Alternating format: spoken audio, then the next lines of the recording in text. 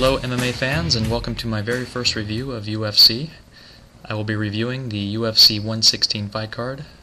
Not each fight, and I won't even mention or speak about each fight, but I have picked 4 in particular that I'm interested in, and it may not be the same 4 as yourself or yourselves, but so be it.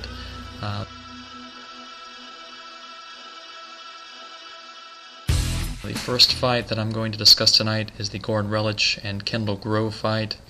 Yes, the fight is not being aired. Kendall Grove said some nasty things about the Ultimate Fighter show. Spike didn't appreciate it, so the fight has been demoted.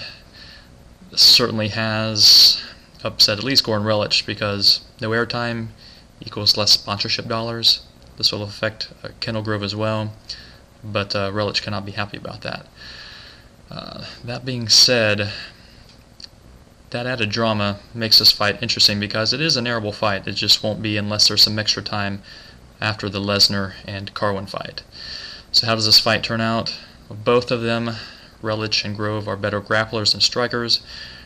Relich has been working on his striking. Is he yet better than Grove at striking? Maybe not. Grove has a little bit more reach. Regardless of that, this fight is probably going to spend a lot of time against the fence and on the ground. Both are good grapplers, good submission, probably see a lot of reversals. I think, however, though, Relich takes a decision in this one.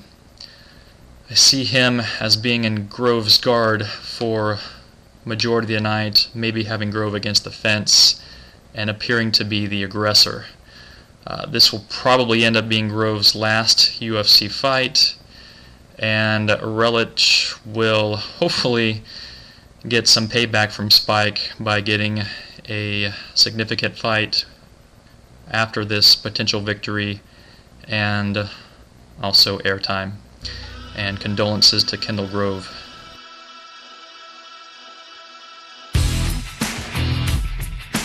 The second fight up for review tonight is the Stephan Bonnar and Krzysztof Szczecinski fight. Another interesting fight. Should be entertaining. Stephan Bonnar is fighting for his UFC and MMA career.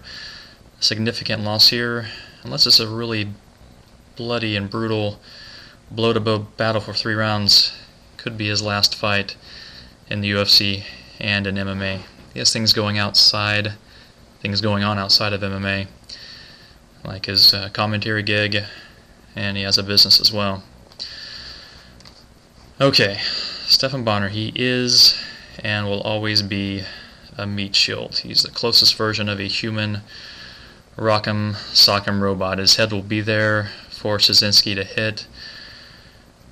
It's probably in Bonnar's best interest to not let this fight go the full 3 rounds. If it does, he will have taken a plethora of punches, his face will be bloody, and he'll most likely lose a decision.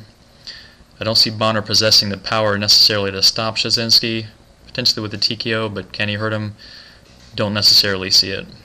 I'm leaning toward Krzysztof via decision, resulting in the great Stephan Bonnar moving on towards something else, which would be that MMA commentary gig.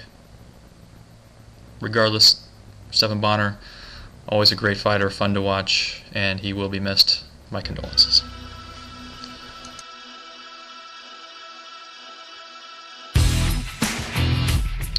The third fight I have up for review is the Leben versus Akiyama fight. We have Leben, the one who's more the brawler, Akiyama, of course, the more pure martial artist with his judo background. Also very good at submissions. Leben is coming off of a 2-week rest from his previous fight. His last fight wasn't all that brutal, but still 2 weeks is a short time. His body's probably just recently got over recovery, but he can't pass up this fight. It's on a big card, maybe the biggest UFC card as far as viewership ever. It's great exposure, and win or lose, unless he just gets completely obliterated, he will definitely have another UFC fight, and a win certainly would have him in a much larger fight as well. Akiyama is a legitimate top 10 fighter in his weight class. So, Leben is definitely going to want to keep this fight in strike mode, so on the feet, Akiyama can strike with him, but why even risk it? He will look to take Lieben down with the judo skills and look for some type of submission. So, how does this fight end? Of course, again, not psychic, but Akiyama, the more accomplished grappler and submission expert, and with a short time frame, and Lieben being mostly a striker, Akiyama will most likely get him on the ground and end it with some type of submission. I don't see this going the full 3. If Lieben does win, it will be with strikes. If Akiyama wins, it's going to be with some type of submission.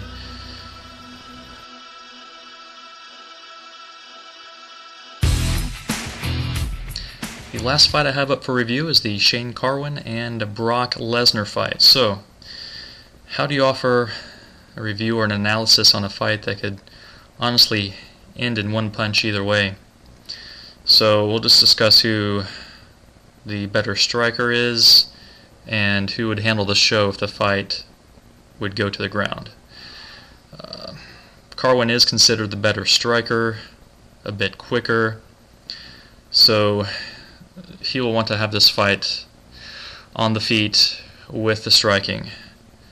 Has a much better chance.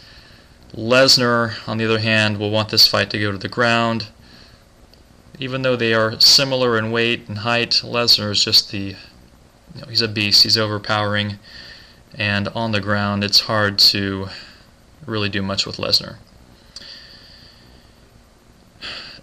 As soon as either feels the punch, we're going to see this fight go from standing to up against the cage and then on the ground. Even if Carwin, the supposed better striker, feels a Lesnar punch, he may be inclined as well to get this down to the ground and any potential quick knockouts. If Lesnar does get it to the ground, most likely see a ground and pounding stoppage, possibly even see a rear naked choke. Wouldn't be the strangest thing, as we recently saw Cro Cop win by submission. The winner of this fight does have some claim to being the best heavyweight mixed martial artist in the world. Some will still argue that Fedor is. I'm not arguing either way. I'm just making the point that they will have that claim. The loser will probably seek an immediate rematch. However, the winner will most likely face Cain Velasquez. Regardless, we are in for some great fights in the UFC in the heavyweight division in the months to come. Thank you for listening to my reviews. I hope I didn't take too much of your time tonight. Before I do go, I'd like to offer my condolences, my honest, true condolences to the family of Michael Kirkham. Michael recently passed away during his first professional MMA fight. A memorial fund has been established for Michael's children, and if you'd like to donate, please visit the website to find out how. I'd also like to offer my condolences to the families of Tampa Bay officers David Curtis and Jeffrey Kokab. They were gunned down by the cowardly Dante Morris.